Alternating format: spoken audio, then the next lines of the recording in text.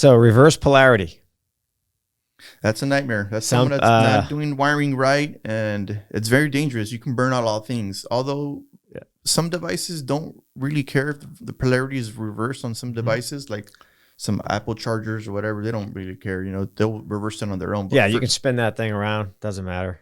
But if you run into an old system that doesn't have the capability of that, you're in the world of hurt. You'll now that would make sense why one of these slots is bigger than the other. Correct. And so, that's why. If your appliance or your component you're trying to plug in has a plug with one side bigger than the other, they care about the polarity, and that's why they designed that plug that way. So you only plug it into the right type of receptacle. Yeah, and that's why it also has that little slight too, because dedicated 20 amp circuits usually have that little slot to let people know that it's a 20 amp requirement on the plug. But even then, you can still use a 20 amp dedicated with this anyways too. Right. But they have I don't know if you've seen like the plugs. They have one slot like this and the other slot sideways on the plugs when you're plugged something in. I have not seen one of those. Usually ACs have that. A lot of the ACs have that stuff. Okay.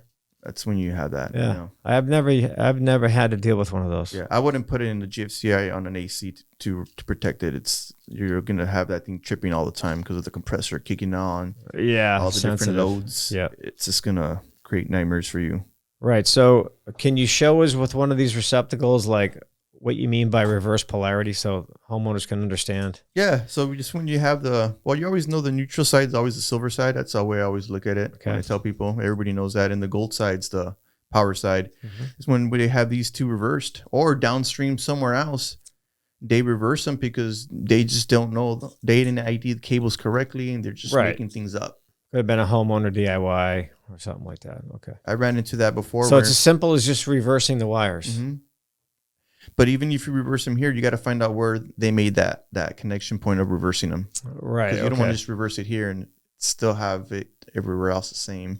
You got to kind of trace it back to see if this is where it starts and ends. I see. Okay. Yeah.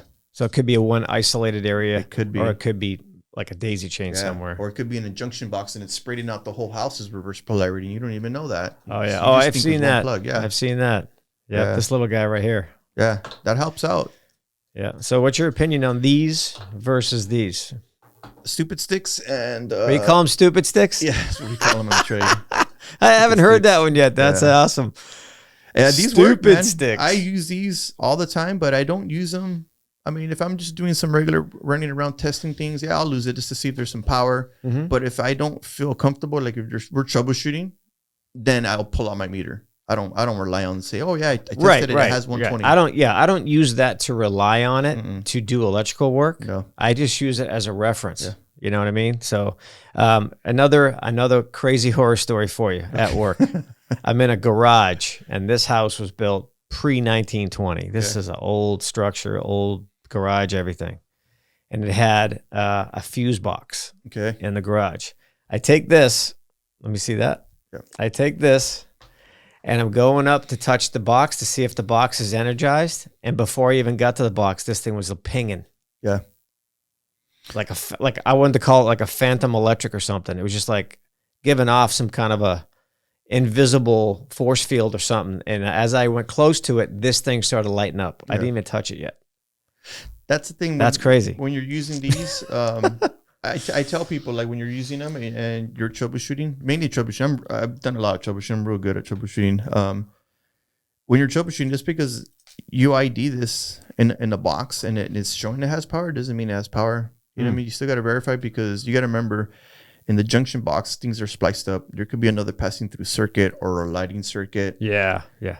And you think it has power and you don't, and you're just wasting a lot of time. I see. There has power because that junction box may be connected to a wall switch. Yeah. And if that wall switch is off, there'd be no power. Yeah. And if you switch the light on that wasn't even connected to that, it could cause that to light up. Yeah. Or there could be another circuit just jumping in between, and this is a separate circuit.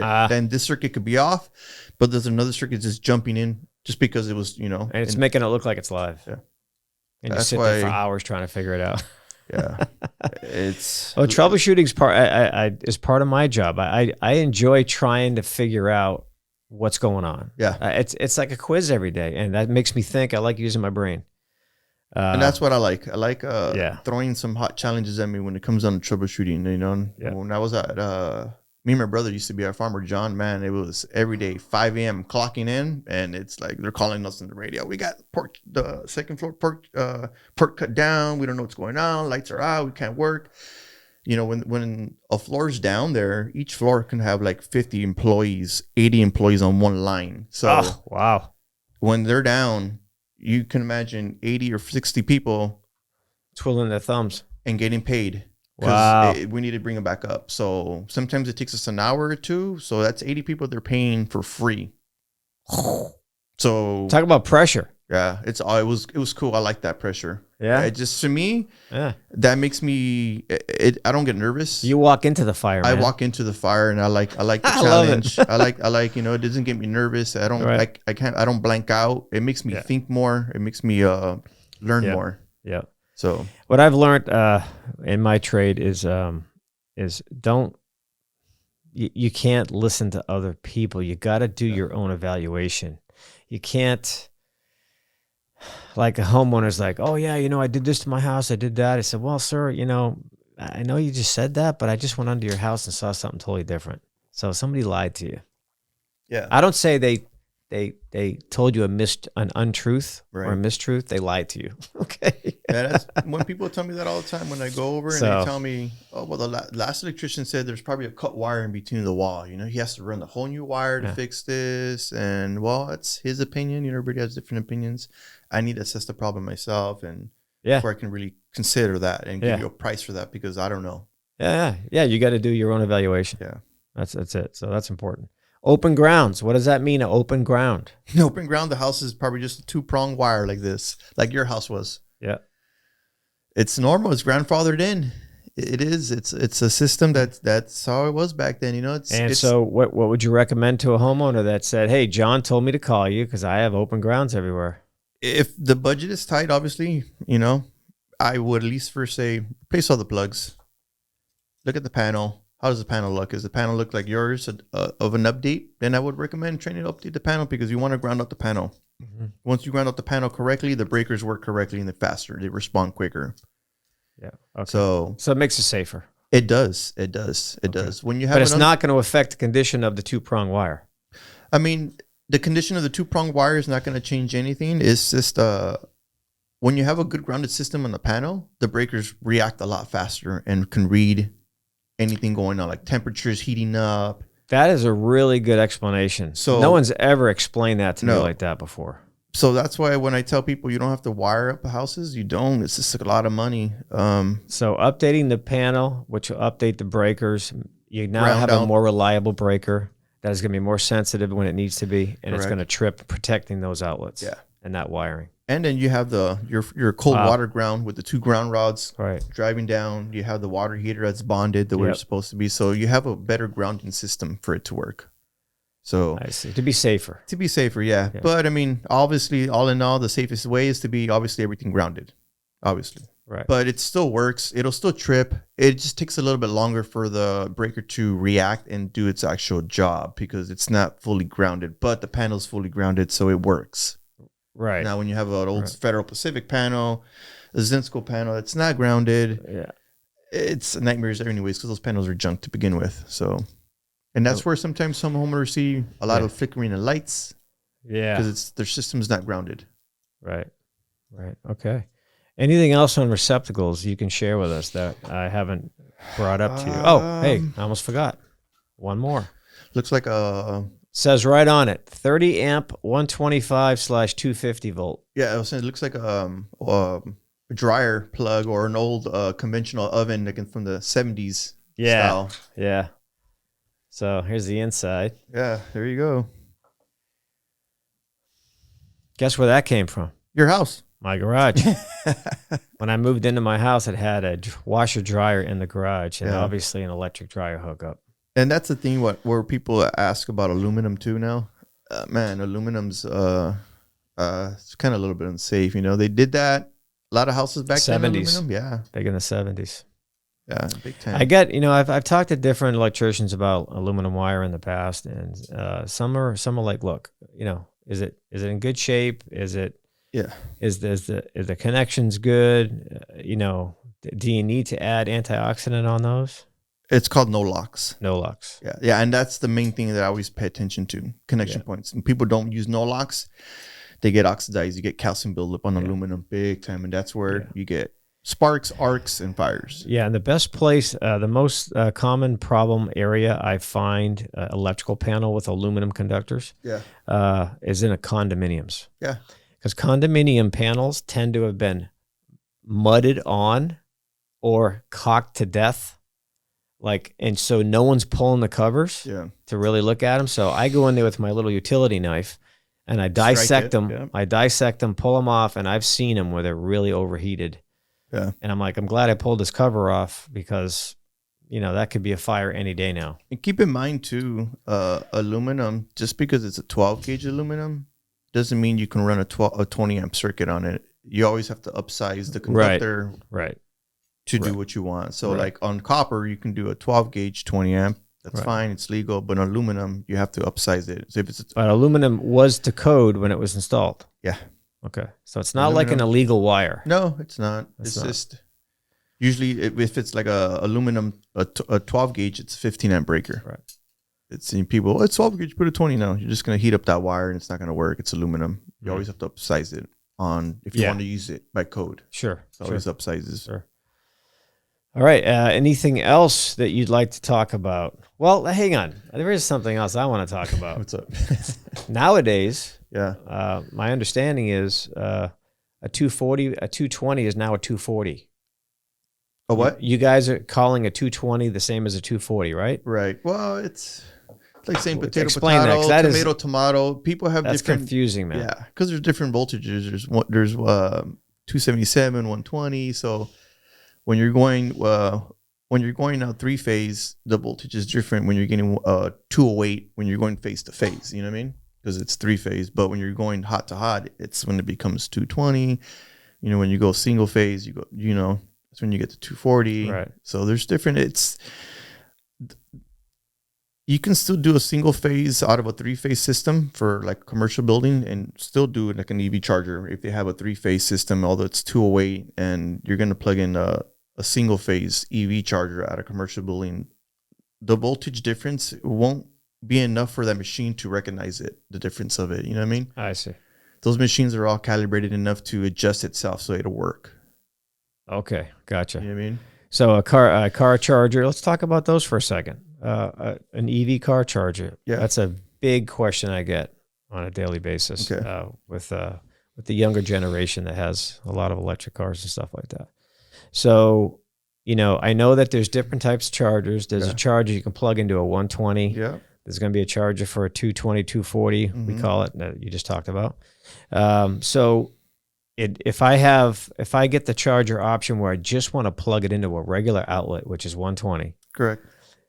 I know that it's going to take a lot longer for that battery to charge. Right. But if I have an electrician like yourself come by and put in the 220, I know that that's going to charge a lot faster. Right. So is that a big job for you to do that? I'm going to answer for you. Okay.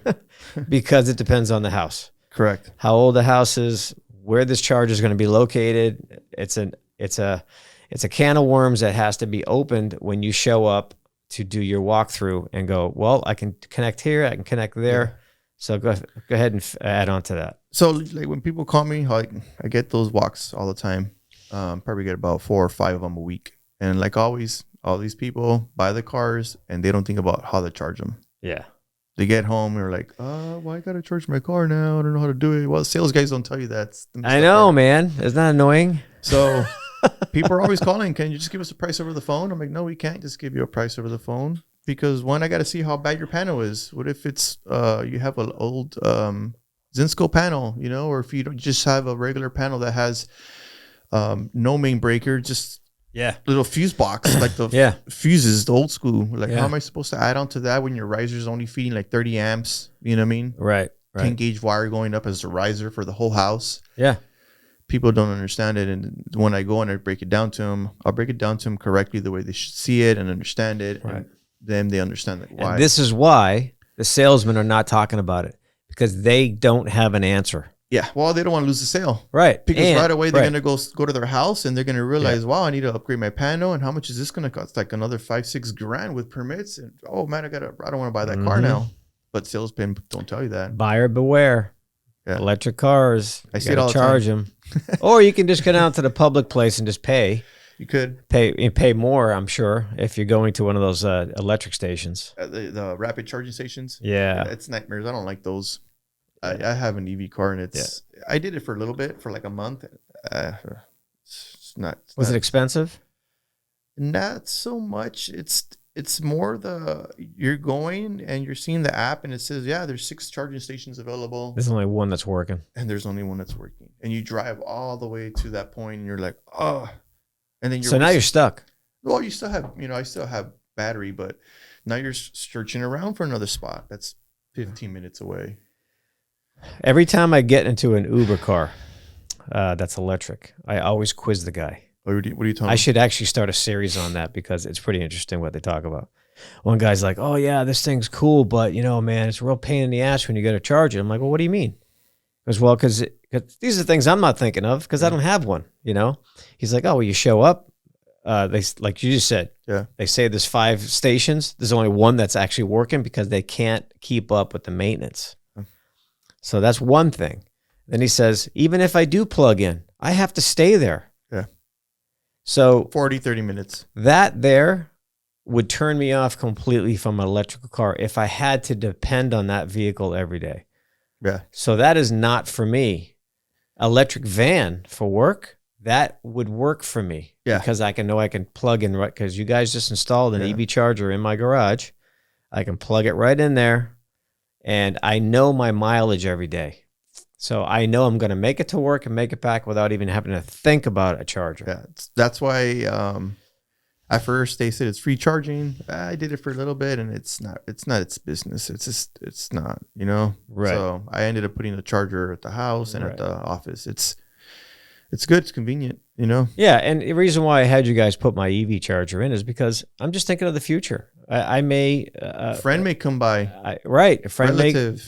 Whatever. That I didn't think of that, so you just said that right now. There you go, another possibility. A friend may come by and say Thanksgiving time, family always comes by from far places. Yeah, they may want to recharge. Yep, yeah. I'm just saying, I would just recommend to anybody who's doing any remodeling on their house, consider this. Yeah. Consider just installing it. Yeah. What if you wanted to sell your house later? That's a good selling point. Oh, it's got an EV charger all set up. And no way. That's what I tell people when I'm going to these houses, and this is my rental property. Okay, it's the future, man. If you want to rent this house quicker, advertise it that it has EV charging station and add it when we're upgrading the panel. And they're like, why? Because that's what everybody has, and that's what everybody's looking for, and you'll get more money for it. Yeah. And sure enough, they do. Nice, convenient add-on. And people you're already there doing the work. That's why I wanted you guys to do it when you did my garage. And people will pay extra a month to have that EV charging station at their house instead of living at an apartment where they have to go way out of their way. You know what I mean? Right. Yeah. All right, everybody. So I think we're good on this episode here. The takeaway today is, if you're buying an older home, and there's been no electrical upgrades, at least replace all your receptacles to tamper resistant if you have little ones. If you don't have little ones, then you don't have to worry about that so much. But don't forget you have relatives that may come over, little kids, whatever. So if you're going to upgrade them, go with the latest. And technically, it's up to code. Yeah. If you're doing that. Maintenance. It's just part of an old house. People remodel. They don't change everything when they remodel because they don't know any better. So do it on your own. GFCIs are recommended in wet areas. Yeah. Nowadays, they're going to be laundry, garage, kitchens, bathrooms, utility rooms. Yeah. What about attics? Are they required in attics? No. Not in the attics. That's a good one. I never heard it. I mean, I've never seen one in an attic. Yeah, when we do dedicated circuits for like the HVAC systems, no, it's never a GFCI. That's true. So don't worry about that part. And don't forget, push that button once a month. Yeah, and it's within 3 feet the code of where locations are at. So on either side. If your faucet's here, it's 3 feet that way, 3 feet that way. So people think, well, it's on the same counter and it's like 6 feet away, but it's not. You're not that long. You don't have to spend $25, $30 for a plug. So real quick, Isaac, to let everybody know what type of electrical work you offer for residential. So go ahead. We offer pretty much all upgrades for residential, from panels, house rewires, solar, EV. We do everything. You mean you wire for solar? You don't install solar? Well, we've done it before. I just don't advertise it because I don't know. I don't want to be a solar guy. I don't want to be a solar guy. No, I don't either. People call me all the time for it. I mean, we've done big projects before, and little projects. I mean, I had a solar company just. So you're okay with touching it? Yeah. Okay. But we do a lot more big commercial. Is where we really our background is commercial. Yeah. So you come from the commercial field. Okay, so that's good to know too. All right. So if I want receptacles changed, I can call you. Yeah. Obviously, yeah. 3562-354-8900. That's our office line. Okay. Awesome. So, website? You can go on the website, or if you want to fill out a form on the website too, you can fill out the form on the website, give your information, what you're looking for, and we can do appointment databases by the internet too without even phone calls. And what's the website address? You can do it through Yelp or through Google on Electric Brothers. When you look search this online on Google, there's an application you can fill out. It says all the name details, what you're looking for, what kind of work. What I'm asking is, what is your website address? www.electricbros.com.